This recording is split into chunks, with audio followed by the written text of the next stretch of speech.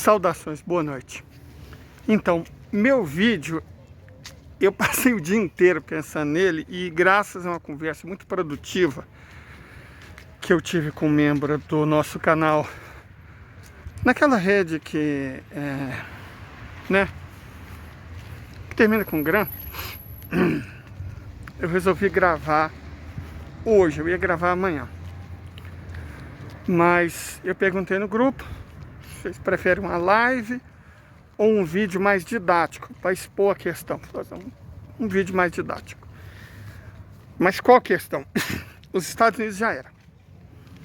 Certo? Acabou. De verdade, gente, acabou. Não tem mais o que ser feito. Essa conversinha, 2024 vamos fazer aquilo, 2025 vamos fazer não sei o que, cara, já era. Não tem mais volta, não tem mais o que fazer. Os Estados Unidos já era. Só que daqui até o tombo vai um tempo. Quanto esse tempo vai demorar?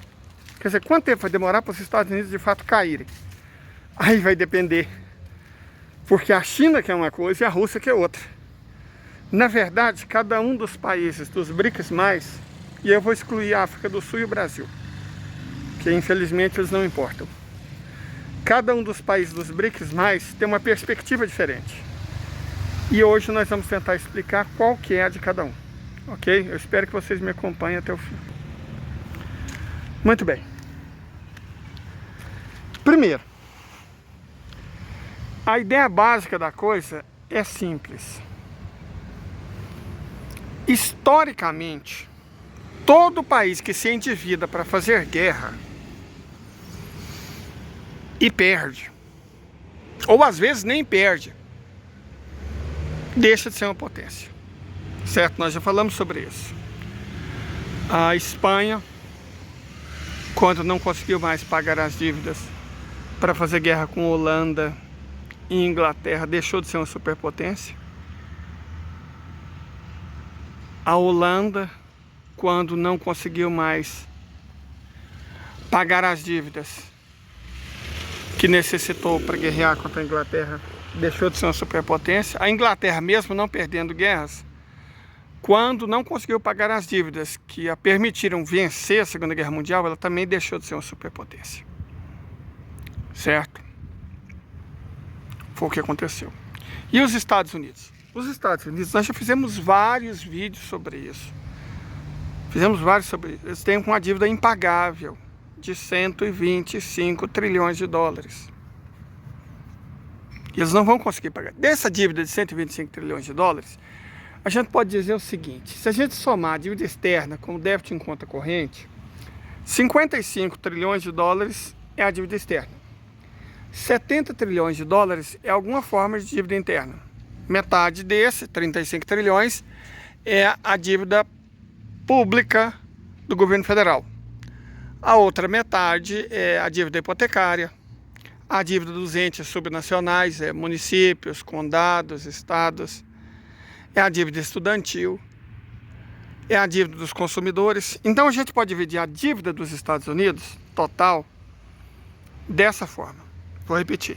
55 trilhões de dólares é dívida externa. Tanto na rubrica dívida externa, quanto déficit em conta corrente. Acaba no fim, são formas diferentes da mesma coisa.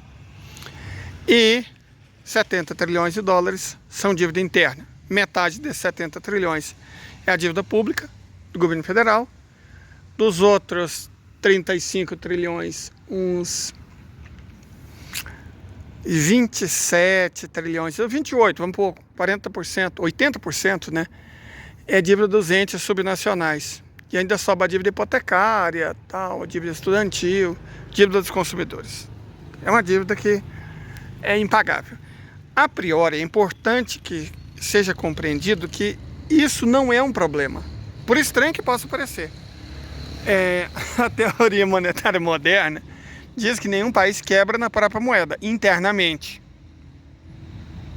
Certo? Então esses 70 trilhões de dólares de dívida, mesmo que eles não possam e, portanto, não vão ser pagas, não vão quebrar os Estados Unidos. Só que tem uma exceçãozinha. Quando você não consegue pagar o serviço da dívida, ou seja, os juros da dívida, aí você quebra. Se seu endividamento é tão grande que você não consegue pagar nem os juros da própria dívida, aí você quebra. Gente, isso é muito fácil de entender. Você pode ser bem endividado e viver bem. Mas se chegar um momento em que você não der conta mais de pagar os juros da dívida que você tem, aí você está quebrado, sinto te dizer. Você quebrou. Certo? Enquanto você conseguir pagar a dívida, mesmo que essa dívida seja alta, tá tranquilo. Agora, quando você não conseguir pagar os juros dessa dívida, aí já era, já foi embora o boi com a corda. Essa é a situação dos Estados Unidos. E eu vou explicar por que essa situação vai piorar e vai piorar muito. Os Estados Unidos têm um problema inflacionário. Qual que é o problema inflacionário? Para entender esse problema inflacionário, a gente tem que entender a relação entre oferta e demanda. Quando a oferta monetária, ou seja, a emissão de dinheiro, é maior do que a oferta de produtos, aí você tem inflação. Porque você emite mais dinheiro do que coisas para comprar. Historicamente, o que os Estados Unidos faziam? Como é que eles resolviam esse problema? Comprando de fora. A moeda deles não vale nada, mas eles têm um exército, uma marinha e uma força aérea poderosa que obriga os países do mundo a aceitar o dólar. Então os Estados Unidos, por muito tempo, não tiveram que se preocupar em produzir as coisas necessárias para a moeda dela, que a moeda deles comprar. Porque era só comprar do restante do mundo, certo? Foi por isso, inclusive, que a partir do governo Clinton houve uma transferência maciça, começou antes, mas a transferência maciça começa no governo Clinton. Transferência de empresas, unidades industriais, para países do exterior, certo? Para países do exterior. Começou a transferência maciça, principalmente para a China, mas não só para a China, México, leste da Ásia, até Brasil recebeu indústrias americanas. Porque chegaram à conclusão que não fazia diferença quem produz. Era só pagar as mercadorias com moeda que eles mesmos imprimiam, que não tinha lastro, portanto é só ligar a impressora. Essa foi a situação. Foi isso que aconteceu. Só que, reparem, as coisas mudaram. Aliás, as coisas já vinham mudando há muito tempo, certo? A guerra na Ucrânia apenas acelerou esse processo num nível inimaginável. A guerra na Ucrânia era para ser uma solução para os Estados Unidos e, na verdade, foi o seu fim.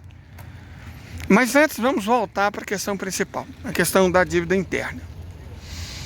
Os Estados Unidos estão com a dívida hoje na faixa de 70 trilhões. Em todas as rubricas da dívida interna, não estamos considerando os derivativos, mais de 1 quatrilhão. Isso aí é uma aberração. Não estamos considerando os derivativos, mais de 1 quatrilhão de dólares em derivativo, que é uma bomba relógio, uma bomba atômica imensa, esperando para ser explodido. Não estamos considerando isso. Estamos considerando as várias rubricas de dívida interna. 70 trilhões. A taxa de juros dos Estados Unidos hoje está em pouco mais de 5%. Está em um pouquinho mais. Mas a questão não é essa. Porque é que você nunca cobra só a taxa de juros. Você tem que cobrar o seu gasto com a dívida. Certo? Há um gasto burocrático. Há uma taxa de risco, a sua própria taxa de lucro. A gente pode considerar isso, numa economia super saudável, que não é o caso da americana, em 3%. De modo que a taxa de juro é 5,25%, que é a taxa de juro cobrada efetivamente pelo Fed, mais 3% de serviço. Então a taxa de juro real está em 8,25%. Resumidamente, os Estados Unidos têm que pagar o equivalente a quase 6 trilhões de dólares por ano, só com o juro da dívida. Na verdade, até um pouco mais, porque algumas dívidas cobram juros mais altos. Então vamos pôr 6 trilhões de dólares por ano. O problema é que eles não dão conta de pagar 6 trilhões de dólares por ano. Deixa eu explicar por quê. Primeiro que você tem que descontar a inflação, que desvaloriza a própria moeda, a própria riqueza. Mas vamos supor que não houvesse inflação. O governo federal dos Estados Unidos arrecada 3,5 trilhões de dólares por ano. E a taxa de lucratividade média da economia americana está na faixa de 10%. O que significa uma arrecadação de 2,7 trilhões de dólares com juro. Mais 3,5 com a arrecadação do governo.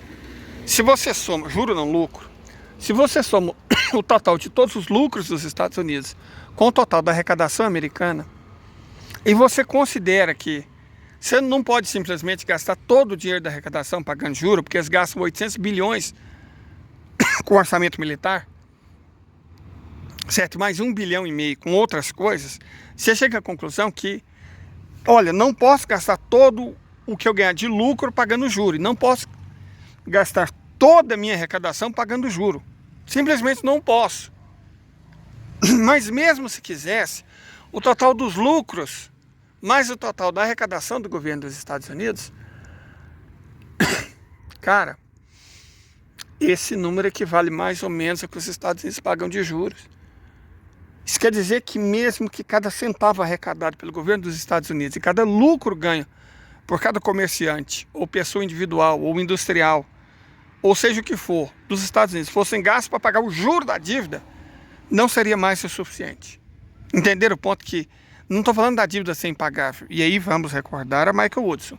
Uma dívida que não pode ser paga não será paga. O que eu estou dizendo é que os Estados Unidos não lucram e não arrecadam o suficiente para pagar os juros da dívida. Bom, aí a economia quebra.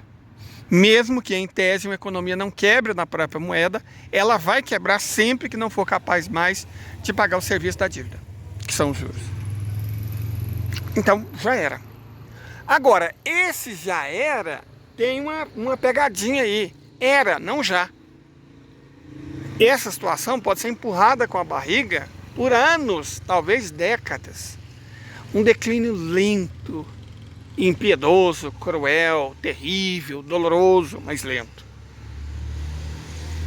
Vamos ao outro ponto. A dívida externa.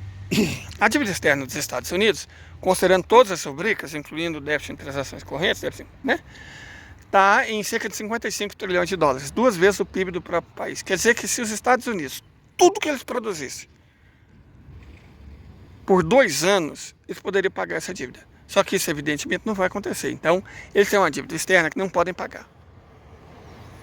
E sempre que isso acontece, normalmente um país pode dar calote. Acontece sempre. O Império Romano já deu calote, o Império Britânico já deu calote, a Espanha já deu calote, o Império Espanhol, o Império Holandês, o Império Português, a Argentina já deu N calotes, o Brasil já deu. Um calote não quebra necessariamente um país. Só que aí nós não estamos falando de um país qualquer. Estamos falando de um país que deve 2 vezes o próprio PIB. Em paridade de poder de compra, seria como se o Brasil devesse 40 trilhões de reais. Cara, não dá. Porque a soma de toda a riqueza que tem no Brasil, não só da produção de riqueza, de tudo que o Brasil tem, não dá para pagar. E não pagamento tem consequências. Esse é o ponto. Os Estados Unidos não podem pagar essa dívida. Mas vamos supor, eles podem pagar o juro dessa dívida? Olha, são 55 trilhões. Se a gente considera a taxa de serviço, eles teriam que pagar 4,5 trilhões de dólares por ano. Bom, e nós temos 2 problemas para serem considerados. O primeiro é o seguinte: eles têm 4,5 trilhões, considerando que eles não têm os 6 trilhões para pagar a dívida interna? Não. Segundo problema, os países aceitarem o dólar. E aí que entra a questão da desdolarização. A desdolarização produz 3 efeitos terríveis.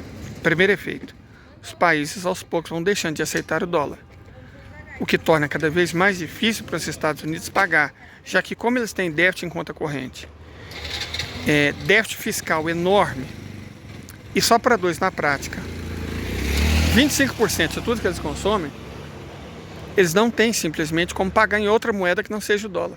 Eles só têm o dólar. Se os países deixam de aceitar o dólar, eles não têm como pagar.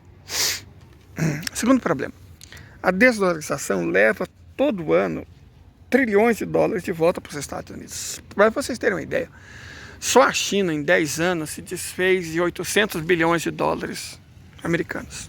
Devolveu dívida. E o Japão se desfez de 300 bilhões. Tá, a Inglaterra, os europeus fizeram papel de trouxa, estão comprando parte dessa dívida, mas não compensa. Os europeus estão comprando 700 bilhões a mais, mas os asiáticos estão se desfazendo de 1,5 trilhão a menos. Então a conta não fecha. Ninguém, ou melhor, não é que ninguém, cada vez menos países estão dispostos a financiar a dívida americana. E mesmo entre os que estão dispostos, ou estão dispostos a financiar menos, ou estão dispostos a exigir mais juros. Esse exigir mais juros é um problema, porque aumenta, evidentemente, o volume da dívida. Se você cobra juros maiores, a dívida só vai crescer. E tem um outro problema. Os dólares desdolarizados voltam para os Estados Unidos. Voltando para os Estados Unidos, ou eles causam mais inflação, porque a oferta de produtos não aumenta, só aumenta a oferta monetária. Então, se você tem mais oferta monetária do que a oferta de bens, produtos e serviços, você gera inflação. Para evitar o aumento da inflação, que desvaloriza toda a economia, o Banco Central vende T-bonds para os próprios americanos. Ora, aí é outro problema enorme. E deixa eu explicar para vocês por que esse é um outro problema. Vamos imaginar o seguinte, eu já até falei sobre isso em outros vídeos. Vamos supor que, infelizmente, você tenha um filho drogado, certo? Um filho drogado. Ou, sei lá, um filho miliciano. Vamos supor que se você é o pai de um suposto 05. Você é de uma família de ladrão, você é de uma família de ladrões, certo? Sua vida inteira foi roubar. Mamata, roubo, rachadinha. O ramo de negócio da sua família é o roubo. Enquanto você está roubando da Câmara, hipoteticamente, Câmara de Vereadores do Rio de Janeiro, Assembleia Legislativa do Rio de Janeiro, Congresso Nacional, Senado Federal, Governo Federal, você está roubando ali de todo mundo, cara, isso é ruim. Se seu filho está lá roubando, isso é ruim, mas a sua família não importa, você é uma família de ladrão, então tudo bem estar roubando. O problema é quando ele começa a roubar da sua própria família, aí você vai ter um problema. Se ele começar a roubar da própria família, aí você vai ter um problema enorme. Esse é o problema de vender T-bonds para o público interno.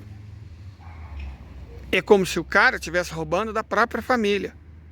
Não vou nem falar daquelas pobres almas que vendem televisão, joias, vendem tudo da família para financiar droga. Não, estou falando de, sei lá, de uma família de política hipotética que vive de roubar os outros. De repente, volta a roubar, tipo o 01, o 02, o 03, o 04, o 00, né, o 0 à esquerda. Está roubando todo mundo. Aí é um problema grande. Então é isso que acontece quando você aumenta a dívida interna, através do aumento dos juros, para evitar a inflação. O Brasil é vítima disso, a Argentina é vítima disso. A economia brasileira foi para o saco quando eles criaram o Banco Central, certo? A Lei Candir, e aí, bom, primeiro a economia foi financiarizada, ou seja, foi parasitada por banco, e depois foi desindustrializada, reprimarizada. No caso dos Estados Unidos, nem tem essa chance de reprimarizar, porque até para produzir bens agrícolas, eles dependem da importação de insumos. Eles podem, sei lá, tornar uma espécie de Brasil, vender commodities, igual o Brasil faz, uma nação atrasada, em teoria. Mas o valor de produtos dessas economias atrasadas é muito baixo. Eu já fiz as contas uma vez, que um container de soja custa $400. E um container de semicondutores de última geração custa 40 bilhões de dólares. Então os bens industriais de altíssima tecnologia valem muito mais do que essa porcaria aqui. Alguém da idade da pedra também poderia produzir, que é um produto agrícola. Certo? Então, o endividamento interno é especialmente grave, porque você suga toda a economia. É um projeto do Banco Central brasileiro. É um projeto do Roberto Campos Neto. Foi o que quebrou a Dilma. Por que a economia brasileira quebrou no segundo mandato do governo Dilma? Pela escolha infeliz dela de colocar o Joaquim Levy. Não sei se vocês se lembram. Tava o Manteiga, que estava tudo certo. A imprensa atacando de noite, tudo bem. Depois colocou o Joaquim Levy. A imprensa deixou de atacar a política econômica, mas o Brasil quebrou. Porque a política dele é de todo liberal, cara. Aumentar a taxa de juros. E aí você enfraquece brutalmente a economia. Quando você aumenta a taxa de juros, você aumenta o custo de todos os empréstimos. Quem está endividado se lasca. Ninguém mais compra carro. Ninguém mais compra casa. As pessoas vão deixando de comprar até os produtos que necessitam para se alimentar. Já está acontecendo nos Estados Unidos. Aquilo que aconteceu no passado no Brasil, durante o governo do golpista e durante o governo do miliciano, está acontecendo nos Estados Unidos. Quem comprava carne está comprando hambúrguer. Quem comprava hambúrguer está comprando frango e peixe. Quem comprava frango e peixe está comprando ovo. Quem comprava ovo está passando fome. Essa é a situação dos Estados Unidos hoje. Veja os meus vídeos passados, eu falei sobre isso, eu mostrei isso. Essa é a situação dos Estados Unidos hoje. E vai piorar, porque a taxa de juros vai ter que ser cada vez mais alta para convencer as pessoas a comprar os T-bonds. Para ter alguma coisa para fazer com esses dólares que não são mais usados internacionalmente, que vão ter que voltar. Então a taxa de endividamento da economia vai crescer ainda mais, ou seja, o problema enorme que eles já têm, que não podem solucionar, vai ficar cada vez maior. Então eu penso que está muito demonstrado que não tem o que fazer em relação à economia dos Estados Unidos. Já era. Já foi embora o boi com a corda, não tem o que ser feito. Certo? Já era. Acabou. Mas esse é um processo que demora. Certo? É um processo que demora. E se você for esperto, você se salva dele.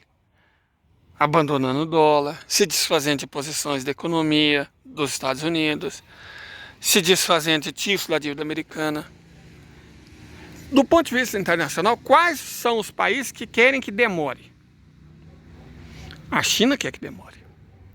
A Índia nitidamente quer que demore. Os árabes querem que demore.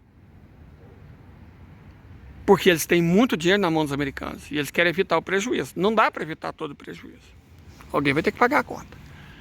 Mas dá para você diminuir. Cada segundo que passa antes dos Estados Unidos quebrarem é um segundo a mais que indianos, chineses e árabes têm para se desfazer de posições americanas. Então o interesse da China, o interesse imediato dos árabes e o interesse da Índia é que os Estados Unidos não quebrem de imediato. Quebrem aos poucos, sangrando aquela execução dos 1000 cortes. Sangrando gota a gota. Demora. Mas é o que eles querem porque é o que eles precisam. Agora, há outro jeito de um país deixar de ser uma superpotência. Pela guerra. Aí nós vamos ao outro lado, a Rússia. A Rússia penou muito na mão dos Estados Unidos. A Rússia foi muito prejudicada pelos Estados Unidos. A Rússia está enfrentando uma guerra indireta causada pelos Estados Unidos. E a Rússia tem como derrotar os Estados Unidos a hora que ela quiser. A tecnologia russa é muito superior. Aí veja, se o tempo corre a favor dos árabes, dos chineses e dos indianos, não corre a favor dos russos. Porque mesmo lentos, ineficazes, corruptos, ineptos, sem muito engenheiro, sem muito cientista, em algum momento os Estados Unidos vão fazer mísseis hipersônicos. Eles até plantam notícia falsa. Já contratou a empresa para instalar os mísseis hipersônicos. Gente, eles nem conseguiram fazer. Não é que eles conseguiram fazer, eles nem conseguiram dominar a tecnologia. Por que eles estão falando isso? É medo, cara. Vamos divulgar que nós já estamos escolhendo onde colocar os mísseis. Como se a gente tivesse esses mísseis para a Rússia não nos atacar. Agora, os Estados Unidos não vão fazer esses mísseis esse ano, não vão fazer em 2024, não vão fazer em 2025. Mas 2026, não sei, 2027 talvez já façam primeiro. Ainda que seja um modelo mais simples, do tipo Kinzhal. Então, se o tempo corre a favor dos árabes, dos indianos e dos chineses, ele corre contra os russos e os iranianos. Para o Irã e, sobretudo, para a Rússia, é interessante que os Estados Unidos sejam derrotados o quanto antes. Antes que eles tenham condição de fazer mísseis hipersônicos. Então, para a Rússia, é melhor derrotar os Estados Unidos no campo de batalha, o quanto antes. A guerra da Ucrânia está sendo fantástica para atender os interesses russos, porque os americanos, que são os imbecis, e os europeus, que são trouxas, eles estão gastando o que tem, o que não tem, o que pode, o que não pode, na guerra da Ucrânia. Então não estão fazendo guerra contra a Rússia, não estão podendo investir. A Inglaterra não tem mais dinheiro para os submarinos nucleares delas navegar, cara.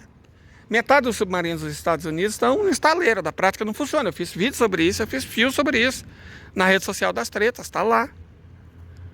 Certo, a Rússia está desenvolvendo novas gerações, duas novas gerações, 2 tipos novos de armas hipersônicas, larva em russo. Certo, a Rússia está desenvolvendo, está avançando muito. O Irã, a Coreia do Norte, esses 3 países estão avançando muito tecnologicamente. E é do interesse deles que os Estados Unidos caiam para ontem. Porque quanto mais tempo der, maior a chance dos Estados Unidos fazerem armas parecidas. Então, esses países querem que os Estados Unidos se lasquem o quanto antes. Certo? O quanto antes. Eles precisam que os Estados Unidos se lasquem o quanto antes. Precisam muito que os Estados Unidos se lasquem o quanto antes. E tem condição, principalmente a Rússia, estou falando claro, a Rússia, de derrotar os Estados Unidos no campo de batalha. Seja na Ucrânia, seja na Europa, seja onde eu acho que o conflito militar vai acabar, no Oriente Médio. Eles têm plenas condições de impor uma derrota militar devastadora para os Estados Unidos. E tem interesse que essa derrota seja rápida. Então veja só, se a gente pega os 6 principais agentes, aí vamos ignorar Europa. Europa não importa, a Europa é desimportante, cara. A Europa está no mesmo caso que o Brasil, que a África do Sul, que México, que a Argentina. A Europa não importa. A Europa deixou de ser relevante por escolha própria. Eu fiz um vídeo, inclusive hoje mesmo, explicando isso. Meu vídeo anterior, volta aí lá, cara. Camaradas, e olhem, é um bom vídeo. Certo? É um bom vídeo. Mas vamos lá. De modo geral, primeiro, nós temos que distinguir 2 grupos. De um lado, Rússia, Irã e Coreia do Norte, querem que a derrota dos Estados Unidos, querem e precisam que a derrota dos Estados Unidos seja o mais rápido possível.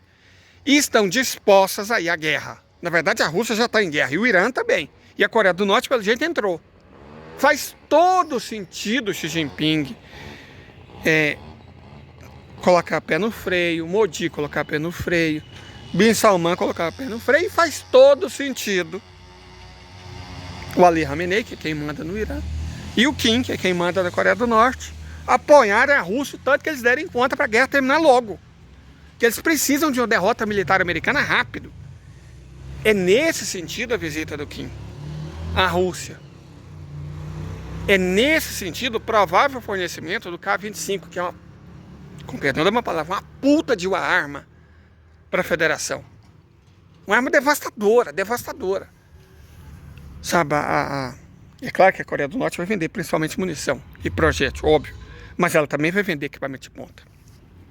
Muito provavelmente o K-25 vai ser mandado para a Rússia em doses cavalares, como os drones iranianos estão sendo mandados para a Rússia em doses cavalares.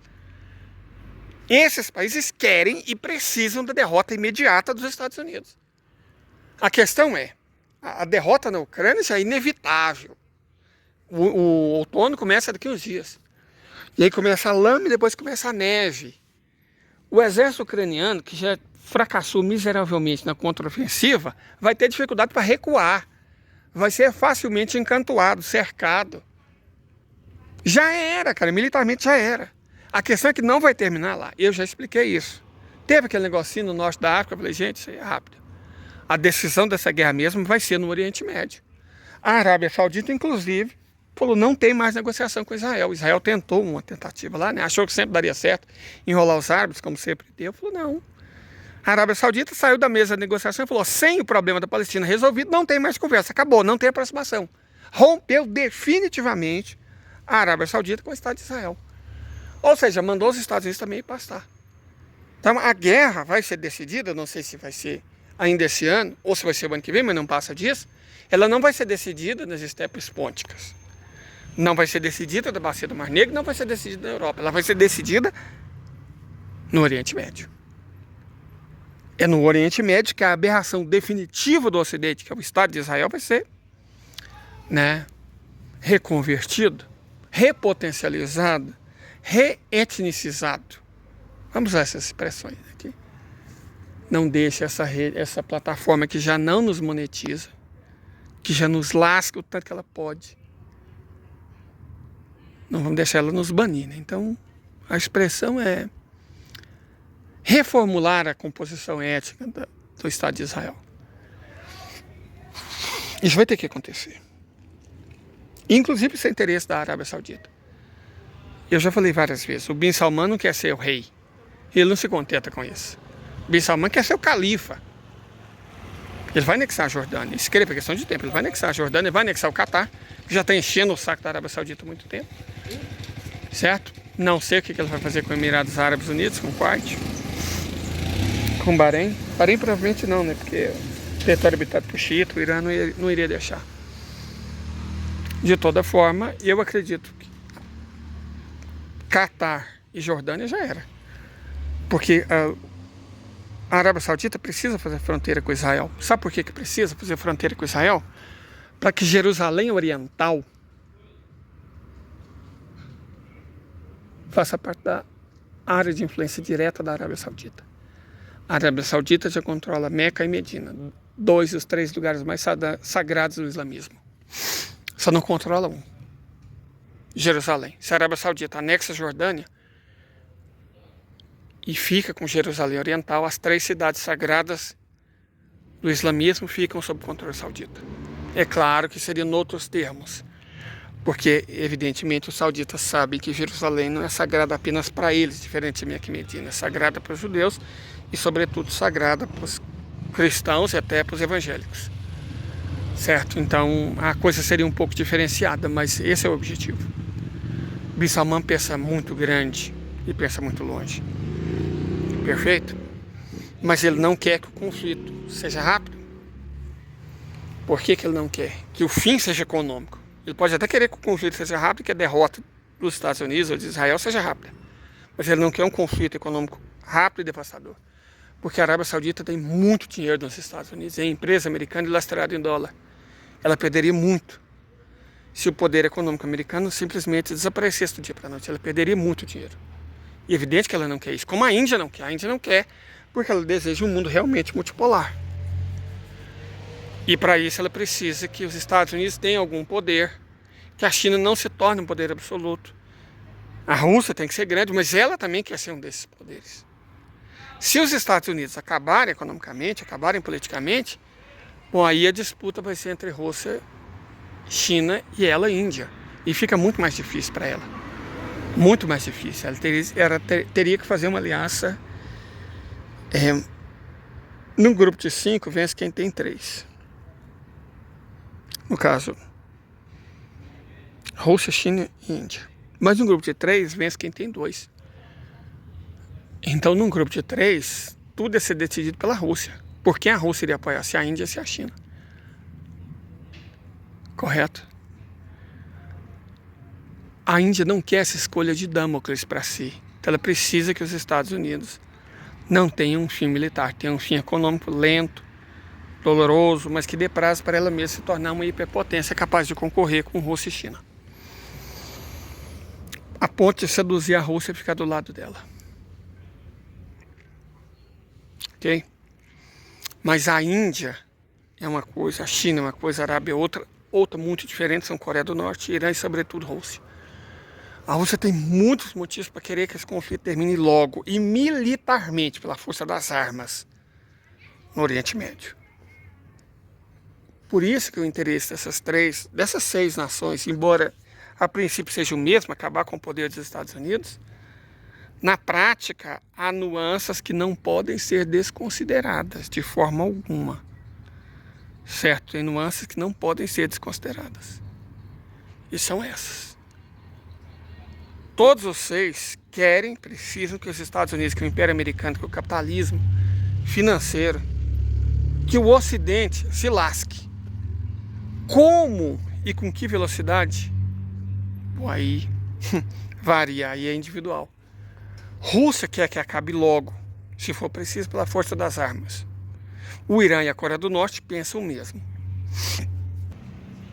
A Índia quer que demore, porque ela ainda precisa construir uma capacidade industrial, econômica, capaz de competir com a China. Para isso ela precisaria dos Estados Unidos. Ou pelo menos que os Estados Unidos não deixassem de ser uma superpotência, ou pelo menos uma grande potência de uma hora para outra. Diferente da Rússia, a Rússia quer e precisa derrotar os Estados Unidos pelas armas e, se possível, que os Estados Unidos sejam balcanizados. Certo? Sejam balcanizados. Igual aconteceu com a União Soviética, ou com a Iugoslávia, ou com a Tchecoslováquia. Precisa que o país seja balcanizado. E rápido. Então são interesses distintos. Os árabes querem o quê? Os árabes querem substituir Nova York e Londres como centro econômico e financeiro mundial. Então eles precisam da derrota dos Estados Unidos, só que essa derrota não pode ser militar, porque constitui risco para eles. A derrota, preferencialmente, tem que ser econômica e tem que ser lenta. Na verdade, ela até pode ser militar, principalmente do ponto de vista saudita. Precisa ser militar. Porque senão eles não vão conseguir a Palestina livre e não vão conseguir com que Jerusalém Oriental passe a fazer parte do reino ou do califado. Os lados são os mesmos, nenhum desses países está traindo o outro. Mas cada um, evidentemente, está defendendo seus próprios interesses. É assim que a coisa funciona.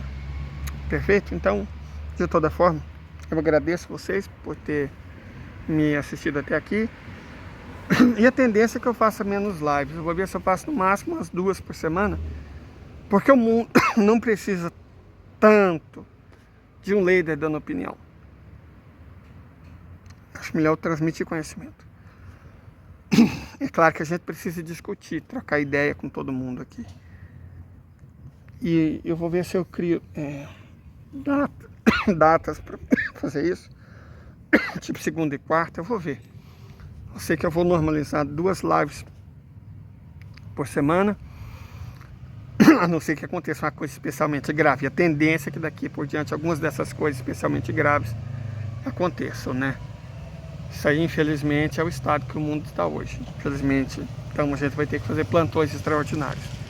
Mas a priori eu prefiro vídeos assim, minha dicção fica melhor. Eu tenho que usar essa máscara para ansiedade. Certo? Dá muito mais trabalho. Fazer live é fácil, mas é mais informativo, sabe? Acho mais esclarecedor, mais pedagógico. Então vou fazer isso daqui por diante. Vou reduzir minhas lives a 2 por semana. Provavelmente segunda e quarta, até segunda ordem. Então amanhã nós teremos um, até porque a gente já tem muita coisa para discutir amanhã. Domingo eu nem gosto, porque domingo é o dia do Senhor, né? Gostar de falar mais de plantinha, essas coisas assim. Então vou deixar para segunda e quarta. E algum dia que surgir uma excepcionalidade. Certo? Se você ainda não é inscrito no nosso canal, se inscreva. Na verdade, você nem vai estar me dando dinheiro, porque o YouTube não deixa. Sabe, ele não deixa, cara. Inclusive, se você quiser, claro, nós temos um apoia-se, vou deixar aqui. Temos um apoia-se. Tá abandonadinho, tadinho, mas tá lá, firme. E temos o Pix também, né? Sempre que você quiser colaborar, lembrar da gente, tamo ali. De toda forma, até segunda. Amanhã eu acho que vai ter live, né? A priori, que é Deus que sabe. Foi. Obrigado.